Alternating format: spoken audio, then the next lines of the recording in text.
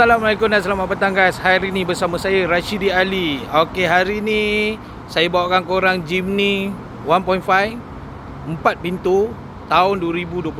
Guys, kereta ni guys memang boleh dikatakan sebagai kereta brand new guys. Ini satu-satunya unit yang kita dapat bawa masuk, memang rating paling tinggi. Mileage kilometer baru 43 kilometer saja guys, bukan 43,000 43 km. So dia punya bentuk kalau kau boleh tengok daripada jauh nampak macam seperti H3, H4 kan dia punya design. Tapi yang ni dia datang dengan variant Jimny Nomad.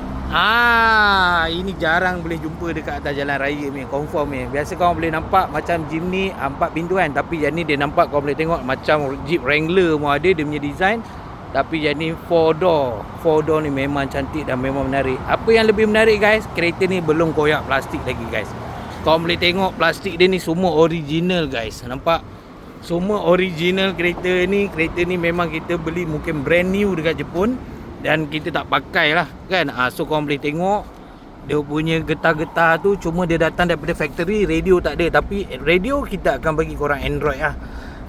Kalau ada orang yang cepat booking kat kita, mungkin korang boleh select Android macam mana. Tapi kalau lambat, kita akan pasangkan Android biasa saja yang ada reverse camera. So bahagian belakang guys, korang boleh tengok guys tengok seat dia semua dalam plastik lagi. Korang boleh tengok semua dalam plastik lagi. Korang tengok siap ada nombor kod, nombor siri dia lagi semua guys. So kereta ni boleh tengok dia punya door trim dia memang cantik, memang tak ada calar, tak ada apa. And then side step dia kau boleh tengok kat tepi tu masih ada lagi getah plastik dia tu, tak buka, memang original. And then dia bagi tahu lagi ada logo, jangan bijak guys. Kan. So dia punya pintu belakang dia ada tayar spare dengan ring cover, dia datang dah sekali. Lepas tu pintu dia buka, kau tengok dia macam ada power boot. Tak payah kau nak tarik, nak lempar-lemparkan, dia akan terbuka sendiri. So ini bahagian belakang dia. Untuk kompartmen dia, boleh lah kalau kau nak masuk set golf kat belakang ni pun boleh.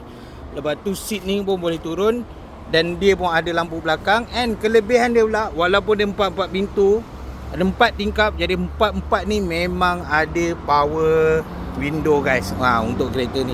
So guys, jom kita tengok, kita tahu lagi kereta ni keliling. Kita boleh tengok keadaan dia memang betul-betul cantik. Ini harga memang tak murah, tapi harga insyaAllah boleh nego guys. So kalau kepada korang yang berminat untuk kereta Jimny yang 4 pintu yang korang cari, memang nak 4 pintu, 5 pintu untuk family, yang ni yang terbaik untuk korang. Korang boleh tengok dia ada power window kat sini guys untuk tingkap belakang. And then dia ada untuk heat, seater heat tapi kita kat Malaysia tak pakai pun, cuma dekat Jepun kan dia ada sejuk.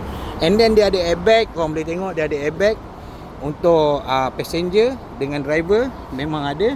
Untuk bahagian belakang ni kita boleh tengok dia punya airbag tak ada guys dia hanya depan saja untuk airbag dia.